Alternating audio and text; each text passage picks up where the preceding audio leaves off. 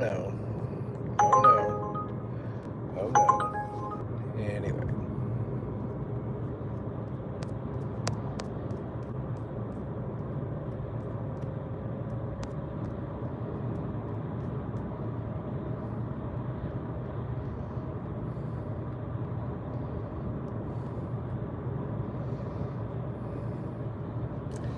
All right. We're live. We're going to use Chad Bjork as the background for now.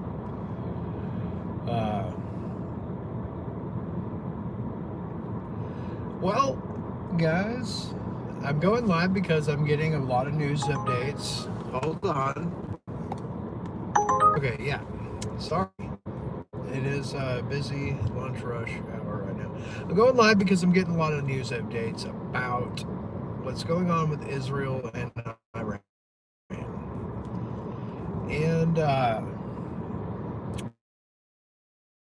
Iran is launching. God damn. Iran is launching a bunch of ballistic missiles at Tel Aviv. Uh, Tel Aviv being the epicenter of Israel's, kind of basically the capital. It's not the capital, but it's the capital. It's where everything's at. And the air raid sirens are going off right now. Everybody in Israel is scared shitless. I'm sure everyone in Iran is scared shitless. But there is a key difference that I noticed is that Iran feels like it's all targets, right? Anyway, I'll turn that off, dude. That's getting annoying. If you're watching, call Uber headquarters and tell them that they fucking suck. And that they need to do better. Stop being so annoying and stop sending the same fucking orders to the same people over and over again. Stop it.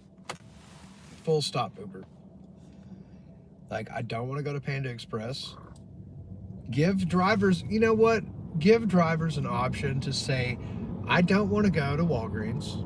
I don't want to go to Sephora. I don't want to go to Panda Express. Or like, let me choose where I want to go and where I don't want to go. And we'd have a lot better relationship, Uber. Anyway, back to more important things. Israel and Iran are fighting. And so that means pretty soon we're all going to be fighting. One way or another. And that kind of sucks. And if you don't pay attention to global diplomacy and allied forces, then this is going to get really confusing, right? This is going to get really difficult to know what's going on. Let's change the backdrop.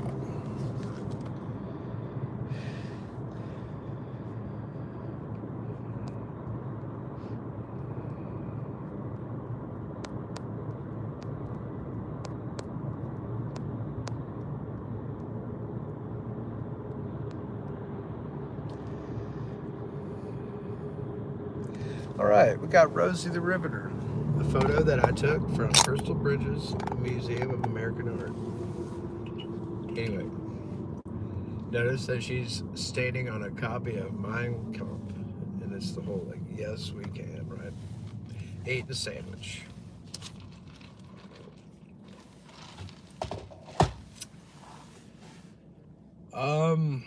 How does war with Israel and Iran trickle over into our lives? Well, if you're in the United States, it's really obvious. If you're in Russia, it's probably really obvious, right? If you're in China, it's probably really obvious. But who are the allied forces when it comes to the potential situation where we've all got to intervene with that war, right? And let's start with the UN, okay? You know, whichever direction the UN goes is kind of going to decide things, I think. You've got the United States and the UN, so hopefully the United States doesn't try to piss everybody off.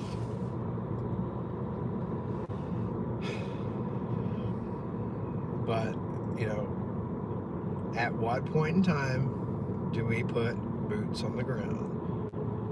Boots, boots, boots, boots, boots on the ground, boots on the ground, boots on the ground, boots, boots, boots on the ground. You know, when does that happen? When do we start, as the United States, when do we start deploying troops into war-torn, conflicted regions? I don't know. It sounds like a job for the president. It sucks that we got the one we do, right?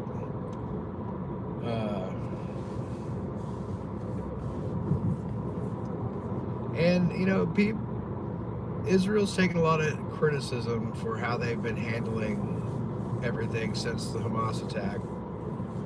And I'm just gonna give them the benefit of the doubt as much as I can when it comes to, this is what I was getting to before I started getting interrupted, is that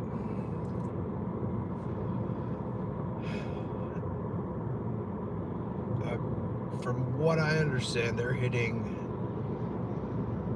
military targets in Iran, mostly, where Iran doesn't give a shit. They're just gonna blow it all up with like no discernment between military and civilian. So that's one thing you got to consider, is that I don't think the UN would be cool with that part.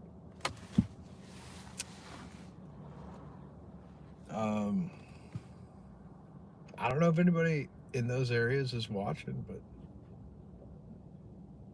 daggum.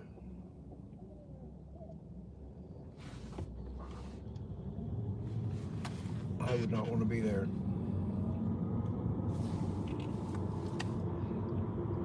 And I worry at some point, you know, will what's happening in those places start just happening everywhere?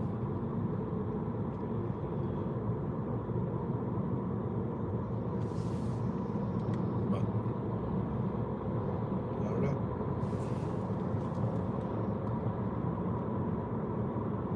I noticed that a lot of Trump supporters want to boycott Walmart at this point, and they want to short Walmart, you know, as far as they can. And I hate to say it, but I don't think they can pull it off. I don't think you guys can do it. I don't think you guys realize how powerful and fast Walmart is. You know, I don't think the entirety of Trump supporters could push that needle nearly as far as you guys think you could downward, right? Because there's so many factors that y'all aren't considering, and that's that a lot of some of the biggest shareholders of Walmart are not even in this country and don't even give a shit about your politics. So you're not going to convince them to start dumping their shares that pay them dividends, right? At some point, some of these people are so rich that they just buy a bunch of shares and they just worry about what the dividend's going to be. They don't really... They want the value of their shares to go up and then multiply, but, you know, it's all about that dividend. And then some of them have the dividend reinvestment program, some of them don't. But it's not just Americans. It's Chinese. Everywhere where Walmart is, Walmart shareholders exist. And the people around here, some of the biggest shareholders of Walmart, have no incentive to follow some Trumpian agenda to dump their shares and stop that passive income of dividends. Maybe you guys are just too dumb and you don't realize what dividends are, because I guess Elon doesn't cut you dividends on that Tesla trash. But hey, I want to say this. If you guys really think that Tesla is a $1.5 trillion company, while Walmart is only a $700 billion company,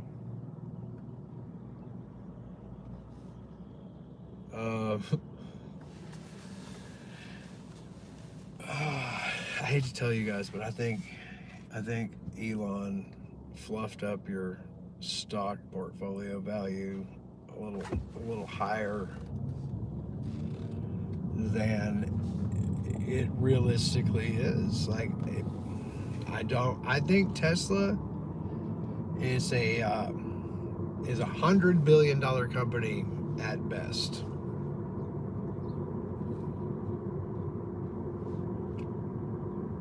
So take from that what you will. A lot of the value that Tesla was built on was all on speculative shit. That most of it fell through, but like the value never rolled back. It never rolled back. Like, meanwhile, Elon Musk is taking S-block loans out till the cows come home on his Tesla portfolio, right? It's what I'm telling you is you have an artificially inflated bubble that's gonna go, and it's gonna fucking liquidate a lot of fucking people, and we're gonna have to bail out Tesla, and that's disgusting. At this point, I don't think Trump would bail out Tesla. I don't think anyone would bail out Tesla. So keep that in mind when you keep that shit in your asset class portfolio or whatever, man. I'm not a financial advisor, but I don't think Tesla's worth $1.5 trillion. I'm sorry. Let me know in the comments what you think, because I don't fucking think it's true. I think that's bullshit. I don't think it's a $500 billion company. If Walmart's only a $750 billion company, then I don't think Tesla's a $500 billion company, right? I just, no. Impossible.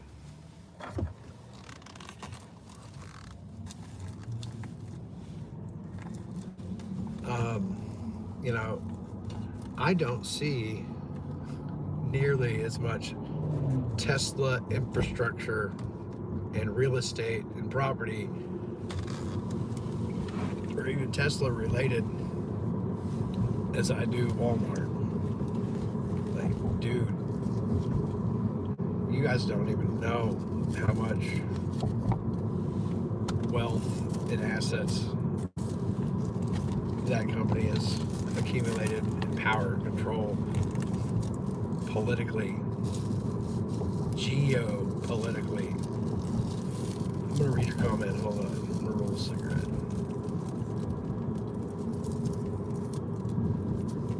But save money, live better, I guess. Please help me, Jesus. Please help me, Jesus. See, you can say it right. Help you what? Hi. Anyway, guys, I don't know how much longer I'm going to stay on here. We're up here in Walmartville. Currently looking at the Sam's Club headquarters. Anyway, I might go live here in a minute, but I need to get back to work probably. Wow. Peace.